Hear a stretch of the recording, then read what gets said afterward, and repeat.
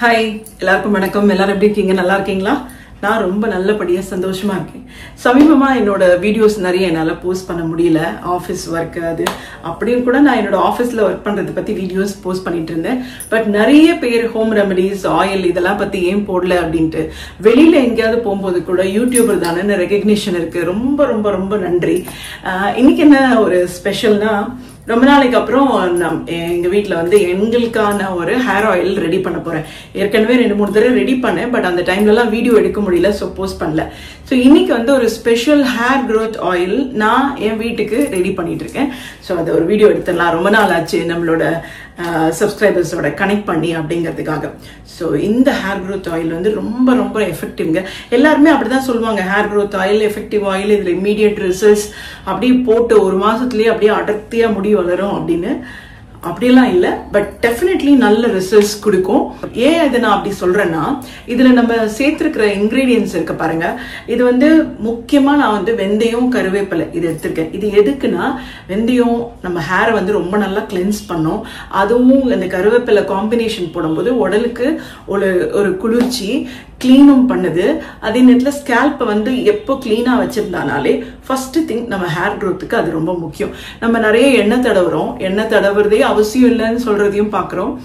ஆனா எண்ணெய் தடவுறோம் பாத்தீங்களா, அதுல நம்ம வெளியில போகும்போது டஸ்ட் இதெல்லாம் அப்சர்வ் பண்ணி ரெகுலரா ஹேர் வாஷ் நம்ம பண்ணலன்னு வச்சுக்கோங்களேன், அந்த டஸ்ட் எல்லாம் அப்படியே தலையில அக்யூமுலேட் ஆகி அது ஒரு மாதிரியான ஸ்கேல்ப்பை வந்து ஒரு மாதிரி இரிட்டேட் பண்ணிடும், இல்ல ஒரு மாதிரி டர்ட்டியா வச்சிருக்கோம். இதனாலையும் முடி வளருது. வெந்தயம் சேர்க்கும் போது அதுவும் இல்லாம இருக்கும், உடல் சூட்டையும் அது தணிச்சிருது. கருவேப்பிலை கருகருன்னு முடி வளர்றதுக்கு ரொம்ப பெரிய சூப்பர் இன்கிரீடியன்ட் சொல்லி நம்மளுக்கு அந்த நாள்லயே நம்மளுடைய ஏன்ஷியன்ட் பீப்புள், எனக்கு தாத்தா பாட்டி காலத்துல அப்படி சொன்னவங்க எல்லாமும் இதை சொல்லியிருக்காங்க. வெயிட் லாஸ்க்கு கூட காலையில கருவேப்பிலை சாப்பிட்டா உடல் எடை குறையும் அப்படின்றாங்க. உடல் எடை குறைஞ்சாலே நம்ம பாடியில மெட்டபாலிசம் நல்லாயிட்டு எல்லா விதத்திலயுமே நம்ம நல்லாயிரும். ஸோ அது இதுல ஆட் பண்ணியிருக்கோம். அதுக்கப்புறம் ஆலோவேரா, ஃபிளாக்ஸ் சீட்ஸ், இந்த மாதிரியான விஷயங்கள் வந்து ஹேரை கண்டிஷன் பண்ணும்.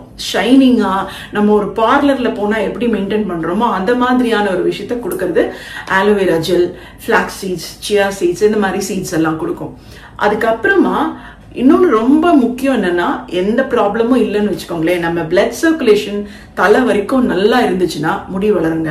ஸ்கின்னுக்கே நம்ம எக்ஸசைஸ் எல்லாம் நிறைய பண்றோம் பாத்தீங்களா, என்ன ஆகுதுன்னா நம்ம ஒரு ஸ்வெட் ஆகுற அளவுக்கு ரொம்ப எக்ஸசைஸ் பண்ணும்போது காலில இருந்து தலை வரைக்கும் நம்மளோட பிளட் சர்க்குலேஷன் சீரா இருக்கு. அப்படி ஒரு பிளட் சர்க்குலேஷன் இருந்தானாலே நம்மளோட உடம்பு வந்து ஃபிட் ஆகும், ஸ்கின்னு வந்து பொலிவா இருக்கும்ன்றோம். ஸ்கின்னும் பொலிவா இருக்கும், ஹேருக்கும் வந்து பிளட் சர்க்குலேஷன் ஸ்கேல்புக்கு போச்சுன்னா முடி நல்லா வளரும். ஸோ அந்த பிளட் சர்க்குலேஷனை இன்க்ரீஸ் பண்றது, அதுக்கு சில ஸ்பெஷல் இன்கிரீடியன்ஸ் ஆட் பண்ணிருக்கேங்க. அது சீக்ரெட் தான் நிஜமாவே, ஆனா எஃபெக்டிவா இருக்கு. இது வந்து என்ன பண்ணும்னா, மற்ற இன்கிரீடியன்ஸோட சேர்த்து இது பண்ணும்போது ஒரு விறுவிறுப்பா இருக்கும், தலையில வந்து பிளட் சர்க்குலேஷன் போகும். அப்படி போகும்போது ஸ்கேல்ப் வந்து ஒரு ரீஜெனரேட் ஆகுது. அதனால மயிர்கால்கள் முளைக்கிறதுக்கான நிறைய பாசிபிலிட்டிஸ் இருக்கு.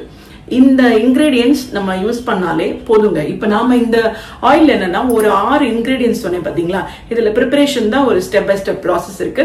பட் இந்த 6 இன்கிரீடியன்ட்டே போதும். நிறைய ஹேர் க்ரோத் ஆயில் நான் கூட போஸ்ட் பண்ணிருக்கேன், ஒரு 12 இன்கிரீடியன்ஸ், 15 இன்கிரீடியன்ஸ். கிளென்சிங்னு வரும்போது மருதாணி இதெல்லாமும் போடலாம். வேற வேற டைப்ல இருக்கு. வேம்பாலம் பட்டை, தலையில ஏதாவது பொடுகு சரங்கெல்லாம் இருந்துச்சுன்னா அதுக்கு கியூர் ஆகணும், அதெல்லாம் ரைட்டு. பட் எவ்வளோ பெருசா காம்ப்ளிகேட்டடா பண்ண முடியல, சிம்பிளா பண்ணணும்னா இந்த 6 இன்கிரீடியன்ட்டை யூஸ் பண்ணி நீங்க ஒரு ஹேர் ஆயிலை ரெடி பண்ணீங்கன்னா மேஜரான நிறைய ப்ராப்ளம் வந்து இது சால்வ் பண்ணி கொடுக்கும். இப்படி ஒரு சூப்பரான ஆயில தான் இன்னைக்கு நாம ரெடி பண்ண போறோம். ஓகேவா, வாங்க எப்படி ரெடி பண்ணலாம்னு பார்க்கலாம்.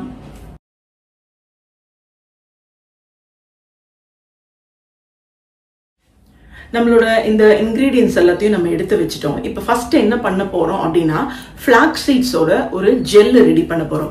ஆலோவேரா, ஃப்ரெஷ் ஆலோவேரா இருந்ததுன்னா அப்படியே கட் பண்ணி நீங்க ஜூஸா எடுத்துக்கலாம்.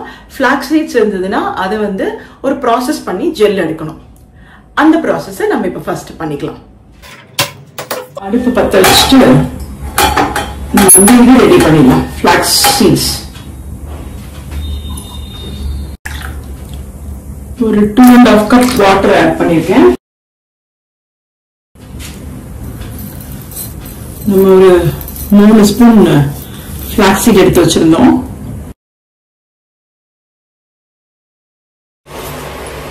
இது ஃபிளாக்ஸி ஜெல்லாக ஆரம்பிச்சிச்சுனாலே உங்களுக்கு நல்ல வாசனை வரும். இந்த ஃபிளாக்ஸ் சீட்ஸோட அலிவிதையோட வாசனை நல்லா வரும். இங்கே நம்ம மிக்ஸ் பண்ணும்போது நல்லா திக்காகும். லூஸாக தண்ணியாக இருக்கிற மாதிரி இருக்காது, கொஞ்சம் திக்காக இருக்குது. நோட்டீஸ் பண்ணுவீங்க பாருங்க, அப்படி சேஞ்ச் ஆகிட்டே வருது. ரொம்ப பொங்கி வெளியே வரணும்னா நம்ம கொஞ்சம் ஸ்லிம் பண்ணி ரைஸ் பண்ணணும்.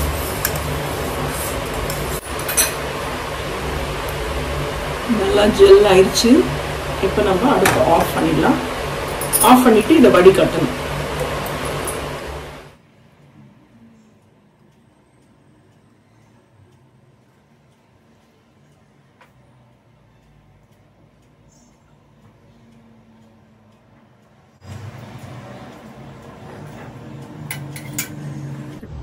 இது கொஞ்சம் சூடா இருக்கும்போது வடிகட்டிட்டா இப்படி கொஞ்சம் ஈஸியா வடிகட்டிடலாம். இல்லைன்னா ரொம்ப கஷ்டம், கிளாத்ல போட்டு ஸ்குவீஸ் பண்ணி எடுக்கணும்.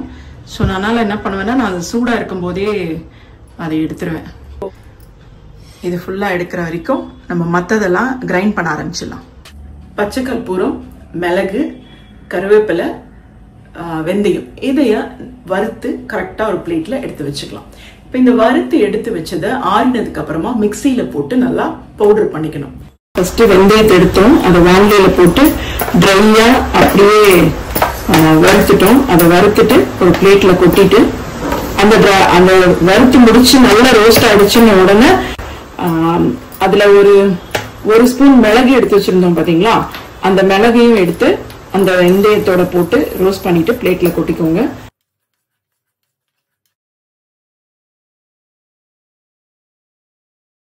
அதுக்கப்புறம் கருவேப்பிலையை எடுத்து நல்லா ட்ரையா ரோஸ்ட், காஞ்சு அப்படி இப்படி தொட்டாலே அப்படி பொடி பொடியாயிடும். அந்த அளவுக்கு கருவேப்பிலையை பொடிச்சு எடுத்துக்கிட்டோம். இது ரெண்டையும் நல்லா ஆற விட்டுட்டோம். இப்போ மிக்சியில போட்டு நம்ம இந்த கொஞ்சம் ஆறினதும் கருவேப்பிலை, வெந்தயம் அதெல்லாம் போட்டுட்டு வெத்தலைய கிள்ளி போட்டிருக்கேன். அது கூட நம்ம பச்சை கற்பூரம் எடுத்து வச்சிருந்தோம்ல, அதை இந்த பிளேட்ல வச்சு அப்படியே பொடிச்சு இதுல ஆட் பண்ணிருக்கேன். ஸோ இதெல்லாம் போட்டு மிக்சியில வச்சிருக்கிற அந்த மிக்சரை அப்படியே ட்ரையா பொடிச்சிட்டு வரணும். ட்ரையா பொடிச்சிட்டு வந்ததும் அந்த பவுடரை பாருங்க எப்படி இருக்குன்னு, நல்லா கிரீன் கலர்ல இருக்கா. இப்போ அந்த பொடிய ஒரு பவுல்ல, இந்த பவுல்ல கொட்டிக்கிறேன். இதை கொட்டி கொஞ்சம் கொஞ்சமா ஃபிளாக்ஸீட் ஜெல்ல இதுல ஆட் பண்ணிருக்கேன்.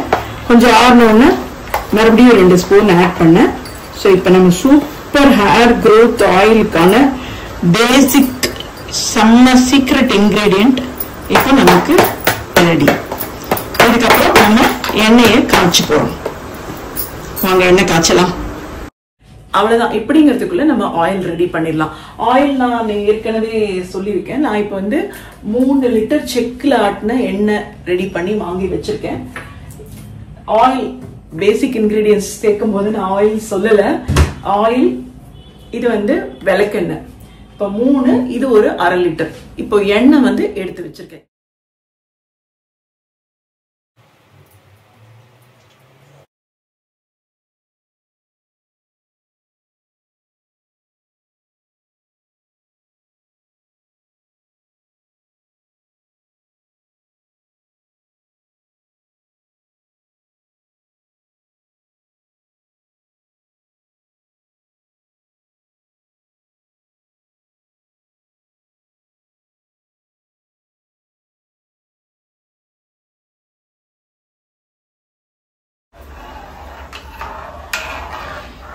இந்த எண்ணெய் ஒரு 15 மினிட்ஸ் அப்படியே பாயில் ஆயிருக்கு. ஓகேவா? முக்கியமான விஷயம் என்னன்னா, இந்த எண்ணெய் நிறைய இருந்தா அது அப்படியே வெளியே பொங்கும்.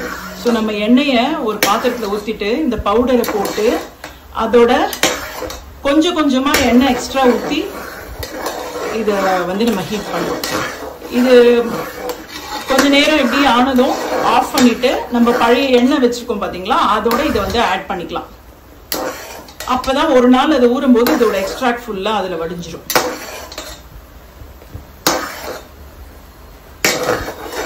ஸோ இந்த எண்ணெய் போதும்.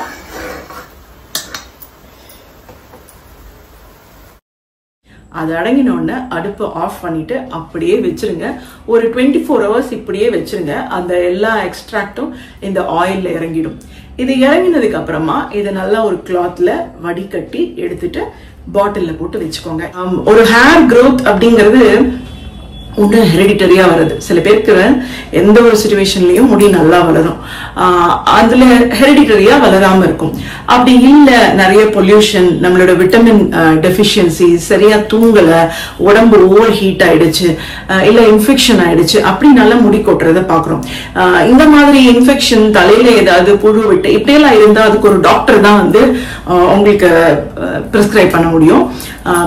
ஹெரிடிட்டரியா இல்லாம ரொம்ப சீரியஸா எந்த ஒரு ஹேர் ப்ராப்ளமும் இல்லை அப்படின்னா இந்த ஆயில் வெரி வெரி எஃபெக்டிவ்ங்க.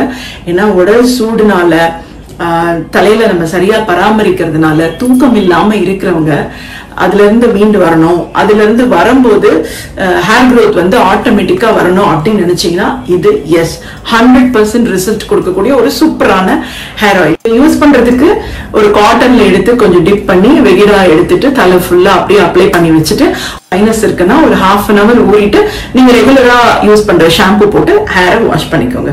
அவ்வளவுதாங்க. இதை நீங்க ஒரு ஆல்டர்னேட்டிவ் டேஸ் இல்லைன்னா வீக்லி ட்வைஸ் யூஸ் பண்ணி பாருங்க. ஒரு 3 monthsல பெரிய காம்ப்ளிகேஷன்ஸ் எதுவும் இல்லை. இந்த மாதிரி சின்ன சின்ன விஷயங்கள்ல நீங்க சரியா இல்லாதனால உங்களுக்கு ஹேர் ஃபால் இருந்ததுன்னா நியூ பேபி ஹேர் growth நீங்க பாப்பீங்க. சூப்பரா இந்த சூப்பரான ஹேர் ஆயில் உங்களுக்கு எப்படி இருந்துச்சு? அடப்போங்க மேடம், நீங்க சொல்றதெல்லாம் வேஸ்ட்னாலும் சரி, இல்ல எனக்கு எஃபெக்டிவா இருந்துச்சுன்னு தோணினாலும் சரி, என்னோட கமெண்ட் பாக்ஸ்ல நீங்க கமெண்ட்ஸ் தெரியப்படுத்துங்க. மேக்ஸிமம் நான் வந்து ரிப்ளை பண்ணுவேன், இல்லைன்னா ஐம் வெரி சாரி, பட் உங்க ஃபீட்பேக் எனக்கு ரொம்ப முக்கியம். ஓகேவா? வேற ஒரு முக்கியமான வீடியோல மறுபடியும் நான் உங்களை சந்திக்கிறேன். இனிமே அடிக்கடி நான் சந்திப்பேன். ஓகே, பாய், நன்றி.